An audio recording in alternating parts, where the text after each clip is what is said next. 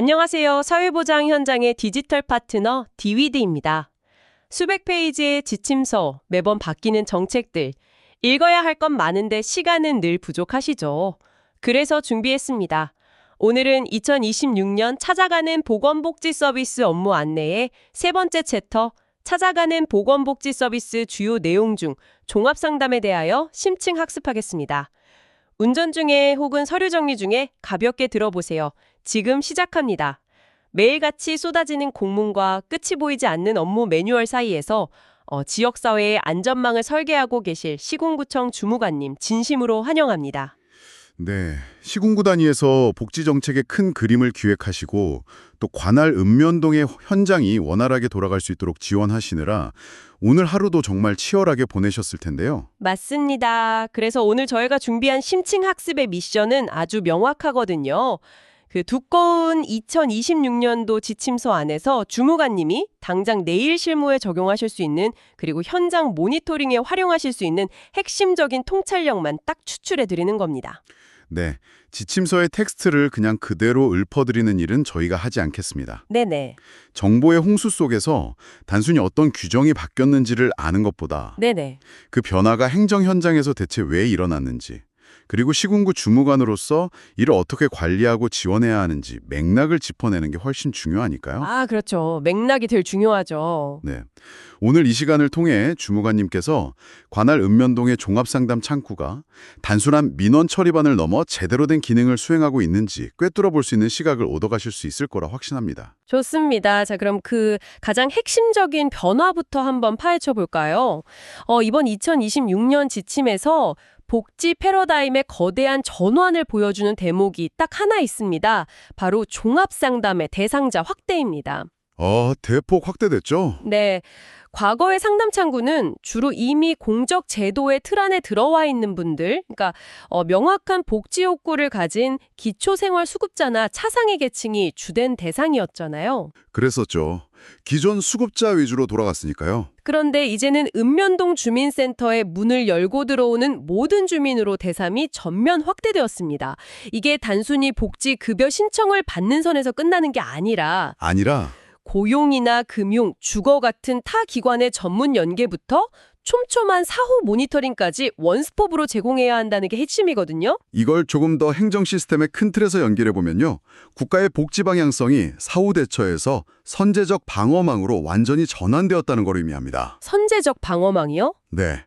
사실 기존의 법정 수급자가 아니더라도 갑작스러운 폐업이나 감당할 수 없는 부채로 인해서 일상생활이 무너지는 분들이 현장에는 정말 많거든요. 아, 너무 많죠, 요즘. 하지만 내가 과연 복지 대상자가 될 수 있을까 하는 정보의 비대칭성이나 낙인감에 대한 우려 때문에 방문을 주저하시잖아요. 그러다 결국 위기 극복의 골든타임을 놓치는 비극이 끊이지 않았고요. 맞아요. 뉴스에도 안타까운 사연들이 참 많이 나오잖아요. 그래서 이제는 그 문턱을 아예 없애버린 겁니다. 지금 듣고 계신 시군구 주무관님 입장에서는 관할 읍면동의 상담창구가 과거처럼 단순히 서류를 발급하고 신청서를 접수하는 그런 기능적 공간에 머무르지 않도록 기획하셔야 합니다. 그러니까 지역사회 전체를 아우르는 일종의 통합 게이트웨이로 기능하게끔 만들어야 한다는 거군요. 정확합니다. 통합 게이트웨이죠. 그 통합 게이트웨이라는 개념이 현장에서 어떻게 작동해야 하는지 구체적인 상황을 상상해보면 훨씬 더 명확해지거든요. 예를 들어서 전기요금 감면 혜택을 물어보러 오신 평범한 어르신이 있다고 한번 가정해보죠. 네, 흔한 민원이네요. 과거라면 그냥 감면 신청서만 받고 끝났을 업무잖아요. 하지만 주무관님들도 매일 들여다보시는 그 행복이음 망표준 이번 지침에서는 이 1차 스크리닝 단계에서의 데이터 연계가 훨씬 더 선제적으로 이루어지도록 설계가 되었거든요. 그렇죠. 시스템이 그렇게 뒷받침을 해주니까요. 창구 직원이 동의를 얻어서 행복이음을 딱 확인해보니까 이 어르신이 최근 배우자와 사별하셨고 의료비 부채가 계속 쌓여가고 있다는 걸 포착하게 되는 겁니다. 단순 민원이 순식간에 심층 종합 상담으로 전환되는 결정적인 순간이네요. 맞습니다. 바로 그 지점이 현장 공무원의 전문성이 가장 빛을 발하는 순간이자 복지와 비복지 영역이 교차하는 지점인 거죠. 여기서 복지 상담이 수급자 선정이나 돌봄 서비스 연계라면 비복지 상담은 고용노동부나 서민금융진흥원 등 타 기관의 영역까지 진단해내는 것을 말하는데요. 시군구 주무관님들이 현장을 모니터링하실 때 주의 깊게 보셔야 할 중요한 관전 포인트가 하나 있습니다. 오, 어떤 건가요? 현장 담당자가 행정적 시각에서 파악한 문제의 우선순위하고 대상자 본인이 체감하고 요구하는 우선순위가 엇갈리는 경우가 실무에서는 정말 비일비재하다는 종입니다. 아, 그거 정말 공감합니다. 행정의 시선으로 볼 때 이 가구는 당장 단전이나 단수를 막기 위해서 긴급 생계비 지원이나 월세 체납 해결이 제일 시급해 보이거든요. 네네. 그런데 막상 상담을 받으시는 주민분은 나는 그런 건 잘 모르겠고 당장 일자리나 하나 구해달라고 강하게 요구하실 수 있잖아요. 당사자 입장에서는 당장의 일자리가 모든 문제의 해결책이라고 믿으시니까요. 그렇죠. 그래서 지침서에도 이럴 때 상담자와 대상자 간의 합의를 도출하는 과정이 필수적이라고 명시되어 있습니다. 만약에 서로 의견을 잘 조율해서 실직 문제가 근본 원인이라는 데 합의가 이루어지면 정보 제공 동의를 거쳐서 즉시 고용복지 플러스 센터로 연계하는 프로세스를 타게 되는 거죠. 그렇기 때문에 시군구 컨트롤 타워에서는 읍면동 현장 직원들이 이런 우선순위 조율을 얼마나 유연하게 해내고 있는지를 평가 지표에 반영해야 합니다. 아, 평가 지표에 반영한다. 네. 단순히 타 기관 연계 건수가 몇 건이냐를 따지는 정량 평가를 넘어서야 하거든요. 민원인의 숨은 욕구를 끌어내고 설득하는 정성적인 과정이 제대로 이루어지고 있는지 점검할 수 있는 시스템을 구축하셔야 한다는 겁니다. 아, 숫자로만 평가하지 말라는 말씀이시군요. 그런데 여기서 약간 현실적인 의문이 하나 듭니다. 네. 방금 말씀하신 것처럼 민원인의 숨은 욕구를 파악하고 또 타기관의 복잡한 제도까지 꿰뚫어 보면서 연계하는 일, 이거 솔직히 엄청난 숙련도와 전문성이 필요한 일이잖아요. 엄청난 내공이 필요하죠. 그래서 지침서를 보면 이 막중한 임무를 수행할 인력으로 찾아가는 보건복지팀에 사회복지 업무 담당 경력 3년 이상인 전담 인력을 한두 명 배치하라고 원칙을 딱 세워두었습니다. 네, 3년 이상 원칙이 명시되어 있죠. 하지만 우리 주무관님들이나 저희가 모두 아는 읍면동의 진짜 현실은 어떤가요? 만성적인 인력 부족에 시달리고 있고 누가 휴직하거나 인사이동이라도 겹치면 당장 갓 들어온 신규 직원으로 그 자리를 채워야 하는 실정이잖아요. 네, 비일비재하죠. 이 3년차 이상 배치 가이드라인이 현장 여건을 너무 고려하지 않은 이상적인 기준 아닌가요? 오히려 현장을 옥죄는 규제가 될 수도 있지 않을까 싶은데요. 아주 날카로운 지적이십니다.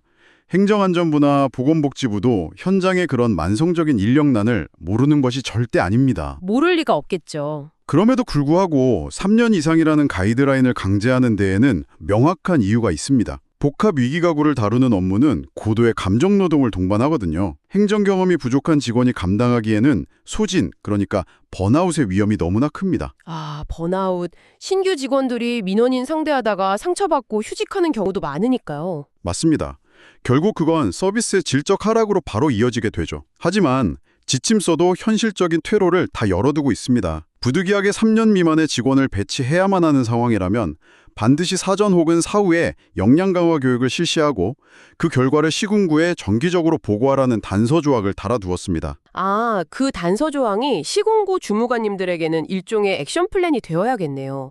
단순히 읍면동에서 올라오는 역량 강화 교육 이수 결과 보고서를 문서함에 그냥 쌓아두고 결제만 할 게 아니라 절대 그렇게 하시면 안 되죠. 그 데이터를 적극적으로 활용해야 한다는 말씀이시죠? 그렇습니다. 시군구 주무관님은 그 보고서를 우리 지역 내 행정 역량의 현주소를 진단하는 지표로 삼으셔야 합니다. 예를 들어서 A동과 B동은 현재 저연차 직원들이 전담하고 있으니까 시군구 차원에서 주관하는 심화교육이나 우수사례 공유회의에 우선적으로 배정해야겠다, 이렇게 판단하시는 거죠. 아, 데이터를 보고 맞춤형으로 지원하는 거군요. 네. 또는 권역별로 베테랑 팀장들과 저연차 직원들을 매칭하는 멘토링이나 학습 동아리를 구축해야겠다는 식의 구체적인 지원 전략을 수립하는 근거 자료로 쓰셔야 합니다. 지침에서 역량 강화 프로그램을 별도 실시하라고 권장하는 이유도 시군구가 적극적으로 개입하라는 강력한 시그널입니다. 결국 읍면동 현장에 베테랑이 없다고 탓할 게 아니라 시군구가 그들을 베테랑으로 키워낼 시스템을 돌려야 한다는 거네요. 자, 그럼 주제를 조금 전환해 보겠습니다. 우리가 방금까지 이런 고도의 훈련을 받은 전담 인력이 얼마나 복잡하고 민감한 위기 상황을 다뤄야 하는지 이야기했는데요. 네. 그런 심층적이고 내밀한 이야기를 시끄럽고 뻥 뚫린 동주민센터 개방형 민원대에서 나눌 수는 없지 않겠습니까? 절대 불가능하죠. 다른 민원인들 다 듣고 있는데 거기서 부채 이야기나 가정폭력 이야기를 어떻게 꺼내겠어요. 그래서 여기서 새롭게 강조되는 것이 바로 상담실이라는 물리적 공간에 대한 굉장히 엄격한 기준입니다. 공간은 단순히 책상과 의자가 놓인 장소가 아닙니다. 행정 서비스의 철학을 담아내는 그릇이라고 볼 수 있는데요. 이번 지침이 규정하는 상담실의 스펙을 보면 행정당국의 치열한 고민을 엿볼 수 있습니다. 스펙이 엄청 구체적이더라고요. 네, 면적은 13제곱미터 이상, 공간이 협소해도 최소 8.3제곱미터는 확보해야 합니다. 행복이음 접속이 가능한 보안 PC는 필수고요.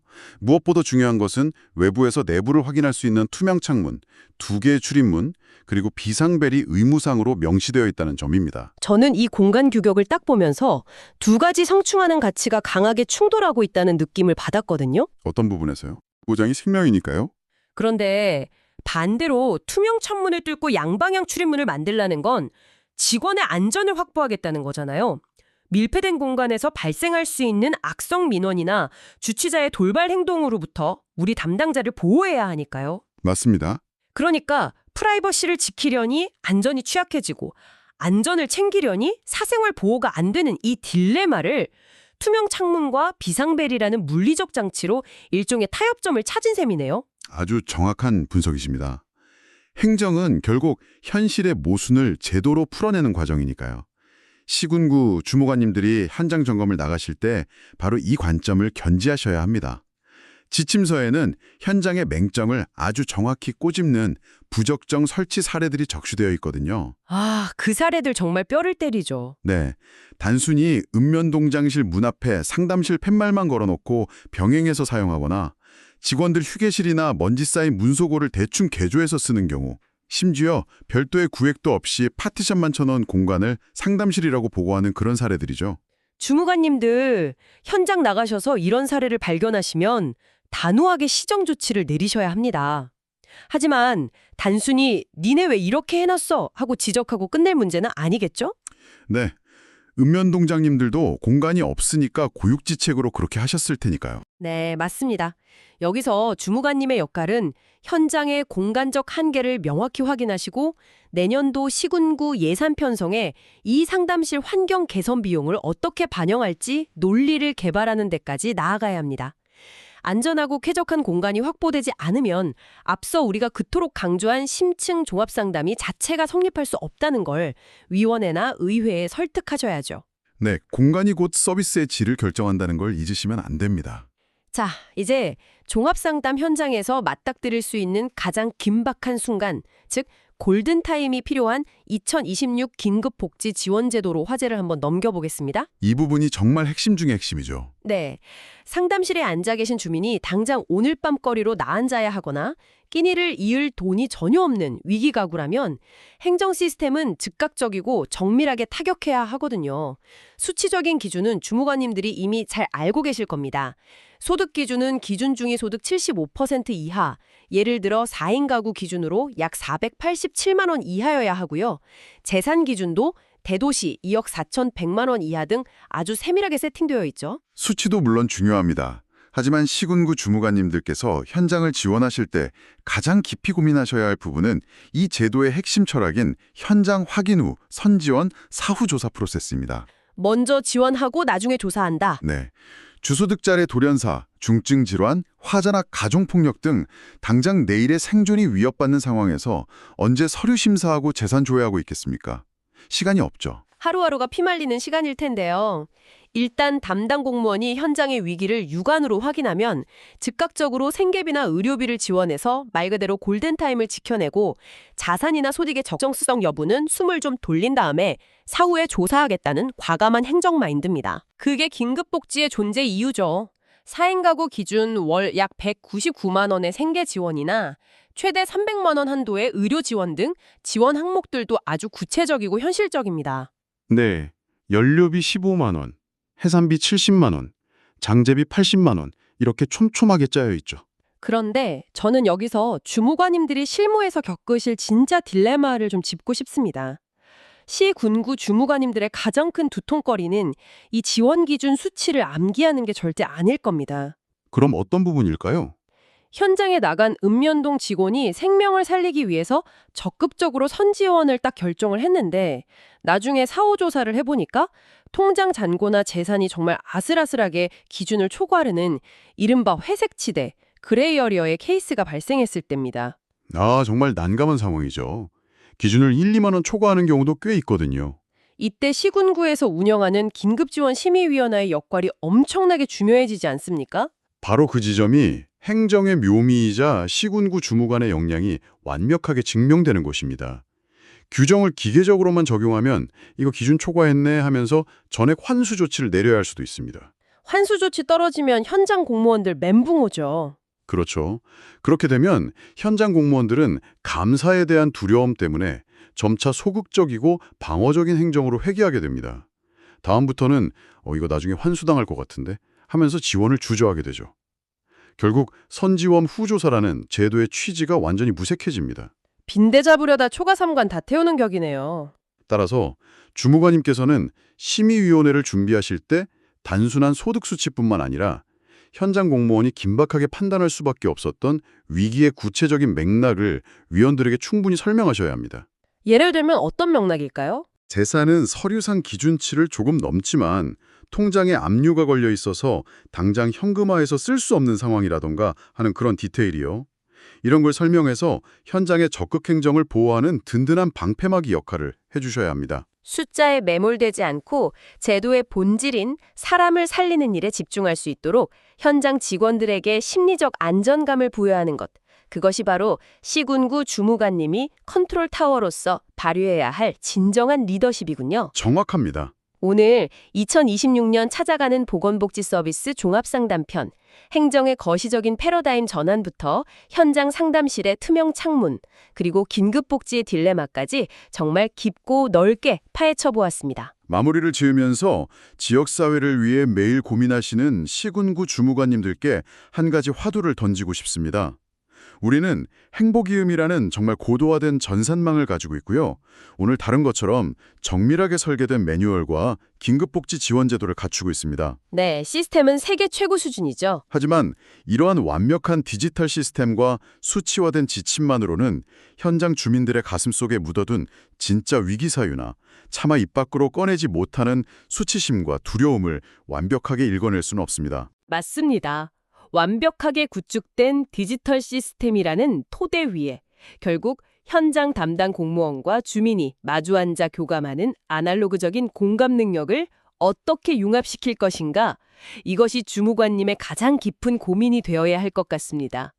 당장 내일 관할 읍면동으로 현장 점검이나 지원을 나가신다면 단순히 규격에 맞는 공간이 있는지, 서류의 숫자가 틀리지 않았는지를 확인하는 것을 넘어서 묵묵히 경무를 견뎌내고 있는 현장 직원들에게 어떤 통찰력 있는 질문을 던지시겠습니까? 지금까지 오늘 정책의 핵심 포인트들을 짚어봤습니다. 업무에 작은 도움이 되셨나요? 복잡한 정책을 이해하는 것만큼 중요한 건 그것을 우리 지역만의 특색에 맞춰 현장에서 구현하는 것입니다. 엑셀과 종이뭉치 대신 우리 지역 맞춤형 디지털 시스템이 필요하다면 언제든 디위드를 찾아주세요. 행정은 레거시 시스템이, 현장 돌봄의 완성은 디위드가 함께합니다. 더 자세한 내용과 실무 팁은 디위드 블로그와 홈페이지에서 확인하실 수 있습니다. 구독과 좋아요로 내일의 복지행정을 더 가볍게 만드세요. 보다 촘촘한 사회 안전망을 위한 디지털 파트너, 디위드였습니다. 감사합니다.